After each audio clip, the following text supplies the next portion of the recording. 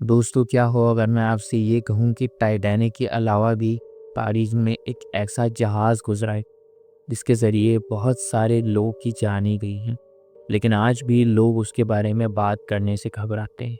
वो इसलिए क्योंकि इस शिप के बारे में जब भी कोई बात करता है या कोई इस शिप पर जाने की कोशिश करता है या रात के वक़्त इस शिप में रुकने की कोशिश करता है, तो वो सारे लोग जो इस शिप पर मारे गए थे, उनके चेहरे इसकी नज़रों के सामने घूमने लगते हैं। अस्सलामुअलैकुम दोस्तों, उम्मीद है आप सब लोग खैरियत से होंगे। दोस्तों, मेरा नाम है हुज़ैफ़ा और इस चैनल पर आप लोगों की भेजी गई हॉरर स्टोरीज़ और पैरानॉर्मल वाक़यात को नैरेट किया जाता है। दोस्तों, आज जो वाक़या हम लोग सुनने वाले हैं वो तारीख़ में गुम हुआ एक ऐसा समुद्री जहाज़ है जो आज कैलिफ़ोर्निया की बंदरगाह पर महज़ एक म्यूज़ियम बनकर खड़ा है।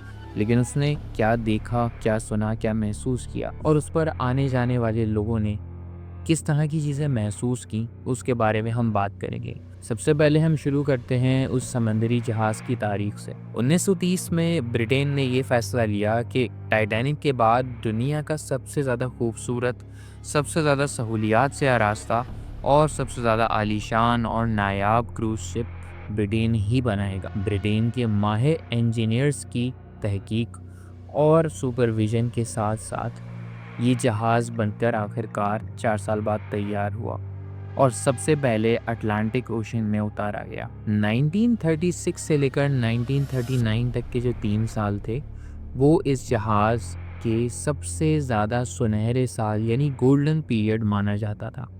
दोस्तों, इस जहाज़ का नाम था HMS Queen Mary. Queen Mary Britain के एक बहुत ही मशहूर और अजीम शहंशाह की बीवी का नाम था। उनके नाम से रिलेट करके ही ये नाम इस जहाज़ की शान शौकत के मुताबिक इसको दिया गया था। क्वीन मैरी के बारे में आप लोगों को बताता चलूँ कि 1936 से लेकर 1939 तक के जो 3 साल थे, वो इस जहाज़ का गोल्डन पीरियड था। जब ये क्रूज़ शिप अटलांटिक ओशन में सफ़र करता, हज़ारों किलोमीटर की रफ्तार से लहरों को चीरता हुआ अपने साथ बैठे पैसेंजर्स को एक से दूसरे बंदरगाह पर पहुंचाता था। दोस्तों, उस वक्त इस जहाज़ में बहुत ही सारे जो ब्रिटेन के शहंशाह थे, जो क्वींस थी, जो प्रिंस थे, जो प्रिंसेसेस थी, उन्होंने सफ़र किया।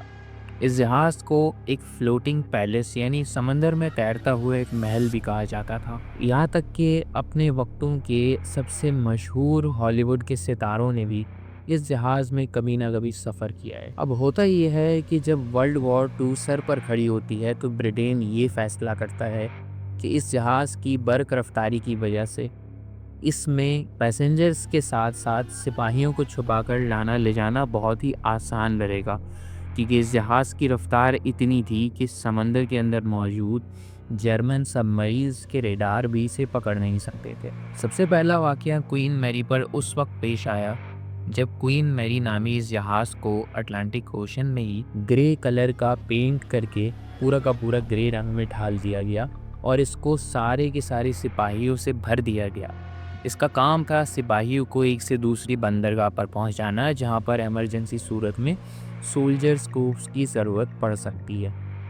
अब होता यह है कि एक रात के घने अंधेरे में बिना किसी रोशनी के ग्रे रंग में डूबा हुआ ये जहाज़ बहुत सारे सिपाहियों को अपने अंदर बिठाए एक और जहाज़ के पीछे चल रहा होता है। होता यह है कि 3-4 सेकंड के लिए इस जहाज़ का उस आगे वाली शिप से कांटेक्ट टूट जाता है और डायरेक्शन का पता करना मुश्किल हो जाता है। अब वर्ल्ड वॉर 2 में तमाम तरह के शिप्स और एयरक्राफ्ट्स को ये बात समझाई गई थी कि आपने 1-2 सेकंड के लिए भी कहीं नहीं रुकना। जो आपकी स्पीड होगी उसको स्टेबल रखना है और कोशिश करनी है किसी रेडार की पकड़ में नहीं आना। उस वक्त ये होता है कि जो क्रूज़ शिप होता है 3 सेकंड 4 सेकंड तक आगे वाले शिप से कांटेक्ट ना होने की वजह से जाकर सबसे पहले समंदर में उस शिप से टकरा जाता है और सिर्फ टकराता ही नहीं, इतनी ज़ोर से टकराता है क्योंकि मैं आपको पहले ही बता चुका हूँ कि इस जहाज़ की रफ्तार हज़ारों किलोमीटर फ़ी घंटा है। तो उससे टकरा कर ये उस शिप के 2 टुकड़े कर देता है। उस शिप के अंदर मौजूद तमाम सोल्जर्स समंदर में डूबकर ही मर जाते हैं। ये पहली बार था जब इस द क्वीन मैरी जिसका अब नाम द ग्रे गोस्ट पड़ गया था, उसके ज़रिए समंदर में एक हादसा पेश आया हो।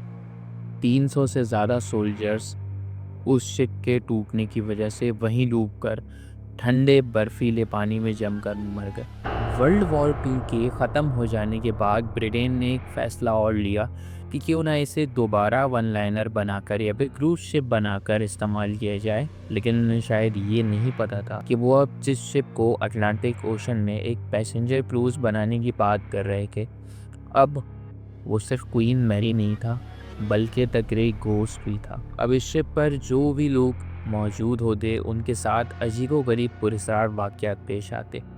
कभी किसी के पैरों के नीचे से चादर खींचने की आवाज़ आती, कभी कोई रात को किसी रूम में सो रहा होता तो उसका बेड बुरी तरह कोई हिला कर रख देता और कमरे की रोशनी खोलकर देखने पर वहाँ कोई और नज़र ही नहीं आता।